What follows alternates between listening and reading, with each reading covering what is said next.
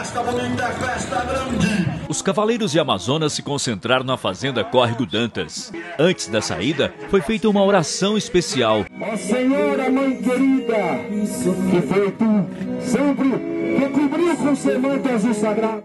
Logo em seguida, os participantes começaram a cavalgada que foi até a fazenda Rolador.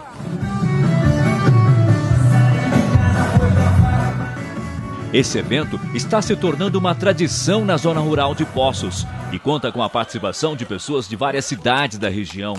Para garantir a segurança de todos, a Polícia Militar mandou representantes da cavalaria para participar do evento. Eles desde ontem estão aí dando apoio, hoje estão aí com viatura e mais a polícia montada, prestigiando gente e ajudando também a fazer o evento.